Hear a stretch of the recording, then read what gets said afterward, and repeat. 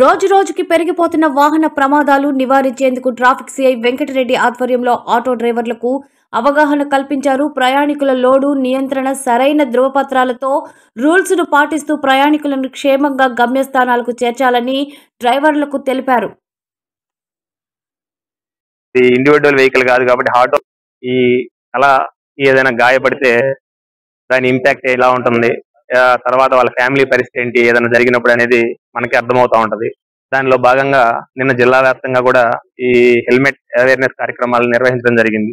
అదే మన నెల్లూరులో టౌన్ లో ప్రధానంగా గమనించినట్లయితే ఈ ట్రాఫిక్ సమస్యను కూడా దృష్టిలో పెట్టుకొని ఈ మధ్య కాలంలో మేము గమనించిన దాన్ని బట్టి ఆ ట్రాఫిక్ అయ్యే కారణాలు ఏవైతే ఉన్నాయో వాటన్నిటిని విశ్లేషించుకొని ఈరోజు మన ఆటో సోదరులందరితో కూడా, ఆటో డ్రైవర్లందరితో కూడా ఒక మీటింగ్, ఒకటి అవగాహన కార్యక్రమం ఏర్పాటు చేయడం అనేది ఒకటి జరిగింది. దీనిలో భాగంగా వాళ్ళకి ప్రధానంగా మేము విజ్ఞప్తి చేసింది, మేము సలహా ఇచ్చింది ఏదైనా అంటే, నెంబర్ 1, లైసెన్స్ లేకుండా ఎవరు కూడా వాళ్ళ వాహనాలు, అంటే లైసెన్స్ అనే కాదు, ప్రాపర్ సర్టిఫికేట్స్ ఏవైతే ఉంటాయో ఒక వాహనం నడిపేదానికి ఏవైతే కావాలో అవి ఏదైనా లేకుండా దయచేసి నడపద్దు, రోడ్ల మీద వెహికల్స్ తీయొద్దు అనేది ఒకటి మనం వాళ్ళకి తెలియజేశాము.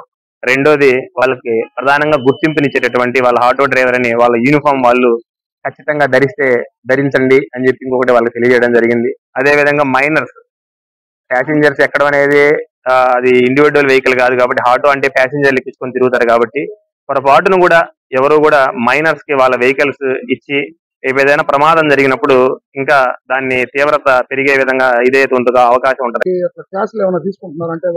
లేలే అది అది ఇప్పుడు అని కాదు, ఇప్పుడు ఇలా ఓపెన్ గానే పబ్లిక్ గానే మనం అవగాహన కార్యక్రమాలు నిర్వహిద్దామని కొద్ది రోజులు జిల్లా వ్యాప్తంగా జరుగుతాయి. ఇక నుంచి ఆ తర్వాత మనకి ఎవరైతే ఈ మనం చెప్పిన తర్వాత కూడా ఈ రిపీటెడ్ గా వైలేట్ చేసి రోడ్ల మీద అడ్డంగా పెట్టి ఎవరైతే ఇది చేస్తారో వాళ్ళని మాత్రమే ఐడెంటిఫై చేసి, అంటే అందరినీ ఒకే ఘాటున కట్టడం అనేది కూడా కరెక్ట్ కాదు కాబట్టి ఆ వైలేట్ చేసిన వాళ్ళని ఐడెంటిఫై చేసి వాళ్ళకి తగిన విధంగా సెషన్సా లేకపోతే ఇంకేదన్నా వాళ్ళ మీద చట్టపరంగా చర్యలు అనేది తదుపరి నిర్ణయిస్తాం. అది మేడం గారి యొక్క ఆదేశాల మేరకు మా జిల్లా వ్యాప్తంగా కూడా ఈ అవగాహన సదస్సులు, అవేర్నెస్ క్యాంపులు అనేవి చేయడం జరుగుతూ ఉంది.